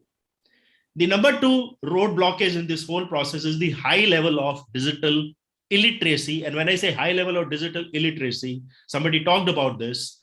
Unfortunately, in our villages and small towns, when it comes to our cities, we are well versed, in terms of our digital power, the digital literacy actually. But when it comes to the towns, there is a problem actually. Okay, particularly the small towns, particularly the villages actually. Most of the towns and villages, are having the kind of people who are even not ready to, get into this digital, literacy. So we may, start all this at school level, and that's a plan also as part of the government, whether in rural schools or in the urban schools. But we need to also ensure the people who are in the mid-age range, they also become part of this drive actually. Cities to some extent, as I said, that we have almost achieved 100% digital literacy actually. So it is difficult to have the full-fledged digitalization where the complete set of cash transactions, the complete set of certificate availability through governance are available. The need is actually not only the administrative changes, but the changes in the public mindsets itself. The third part which came into my mind is the cyber crime, the biggest challenge to the digitization platforms itself. So somebody talked in terms of, the security, that how the security can be enhanced, and why we have not done enough actually. First of all, there is a fallacy in the mind of this youngster that we have not done enough in terms of the security of the nation through this digitization, through this ICT. Actually, everything is, cannot be on the card of the newspapers actually. So forget about anything. I mean, the Space India program, right from the beginning, from the inception itself, is actually taking care of our security needs actually, right? Okay, and they are doing a phenomenal work at ISRO with respect to this, right? But this itself is a topic, that how the security needs are being taken care, when it comes to Indian Air Force, Army, Navy, or our internal needs of the paramilitary forces. I think we are on the right track in terms of our security needs to formalize that. But this biggest threat, which I said, the cyber crime to the infrastructure, how it can be actually overcome? I tell you, no government department, not just one department who is interested with, the security of, the physical infrastructure can ever do this actually. Why? Because hackers are going to be more and more smarter every day. So there is a need for our universities, our institutions of higher learning to actually undertake such kind of, so there is a need, what Vinay Shankarji told, that as part of our curriculum itself, whether it is school or college, we need to, bring this literacy, among people in terms of cyber protection. But there is also a need for dedicated programs which may be, funded, by the government or through public partnership, programs actually, the PPP mode. There is a need that people actually involved in hackathons, people involved in these kind of exercises where the cybersecurity infrastructure is taken care of. I give you an example. IIT Kanpur is a place where recently one of our organization has funded about 16 crore rupees just to create, a small lab actually for the physical, infrastructure actually.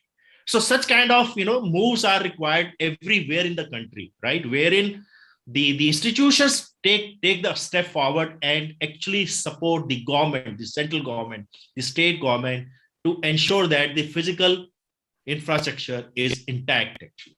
Because this is one of the biggest roadblocks. This is one of the biggest challenge, not only in our Indian context, in the global context. The fourth factor, which is a roadblock, is the interdepartmental coordination. Integration is a challenge, ladies and gentlemen, whether it is a technical challenge, whether it is the corporate challenge. How can you actually change the mindsets of the people? That also is a challenge. So that is why I use the word corporate challenge. The fifth point which comes to my mind is of the net neutrality. One of the question was actually hinted towards this actually when somebody talked about net neutrality. So unfortunately, we have not done much, till now in this direction. But as Vinay Shankarji says, there is a bill which is coming in, time very soon, and people are working on it. So there is a need for, protection of this net neutrality. Why? Because ultimately it is for the cause of those entrepreneurs.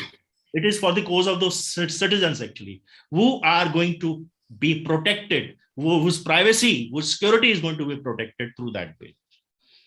The second last part, which comes to my mind is change management, right? I give you an example of my own organization here. I'm part of a national R&D funding organization, which is basically responsible for R&D in the country across the universities, institutions, AIMS, IITs, ISERs, and so on. Here is an organization which is the only organization in the country which has got completely digitized platform for funding the processes. When I say completely digitized means right starting from inception, when somebody applies online portal and the project is finally closed after the funds are shared. Everything is digitized. But how can you help these mindsets in my own organization, where I'm number 2 in this organization? That despite knowing that our system, which has been built up by CDEC, a government agency, is robust, quite robust, we still have a file system, a physical file system, which is supporting each file, right? Now imagine, it is courtesy this digitization program itself that we took it very seriously about 6-7 years ago, and we are in a state where small set of only 20 officers in this organization, with the support of 100 contractual staff, are able to process about 35,000 proposals. Imagine how many?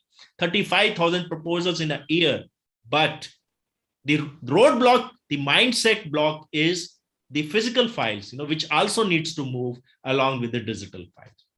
So why I gave my own example from this department? So these mindsets have to change. And for managing such a change, you need to empower people in their mind that everything is possible in this world. The last point which comes to my mind is the exchange of information. Somebody talked about policing. Somebody talked about surveillance. Somebody talked about security. So all this, is why I'm bringing to in the realm of the roadblock or the challenge, with respect to the digitization or the digital India, actually, which is such a novel program. It is not a technical question, to bring such kind of changes, such kind of innovations, that whether it is our policing, whether it is our surveillance, whether it is our security, is given the ultimate through the digitization. Actually, the problem is about the coordination among various agencies itself. Actually, the interdepartmental coordination is another very major issue which we have to actually overcome. I have finished, sir. Thank you, Dr. Mahajan. It's already 8 o'clock, so I will not take much time. I'll request the Sumita Sahu is there.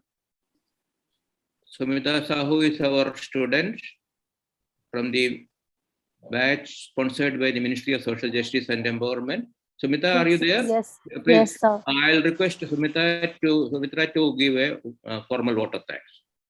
Oh, thank you, sir. So good evening, everyone. Respected speaker, Sir Vijay Shankar, sir. Respected guest of our Dr. Rajiv, sir. Prasanna, sir. Dr. Patil, sir. All the respected faculties of Shankar, our students, and all my friends who are part of this insightful evening. So I am Sumitra on the behalf of Sankalp IAS institution, former civil servant forum, and Prasanna sir, Patil sir, all the upcoming aspirant students, audiences, and on my own behalf, extended extend a very heartfelt vote of thanks to our honorable speakers, our honorable our guest. And thank you, sir, for gracing us with your important words and insight with us. So, honorable speaker, sir, your insightful lecture on technology and governance will definitely help our aspirant in terms of examination as well as in their practical life as a citizen of India. And thank you, our honorable guest, Dr. Rajiv Mahajan, sir, for presenting your paper with us, which is also help our students. And I'm hoping all their queries and questions solved by your contribution, sir. Again, I must thank you to Prasanna sir, Dr. Patil sir, and Sankalp IAS and former Civil Servant Forum for organizing such a wonderful program, which for sure gave answer to all the questions and queries all the students. I'd also thanks to our audiences for cooperating and listening and making this event like a success. So thank you so much, and have a good night ahead. Thank you. Thank you, Dr. Prasanna. Thank you, sir. And thank you, Rajiv ji. Sir, my personal thank you to you, sir. I mean, for making it really a big lecture, sir. Great lecture, sir. Thank you so much. Thank you, sir. Thank you, sir. So, shall we leave now? Yes, please. Thank you. Thank you, sir. Thank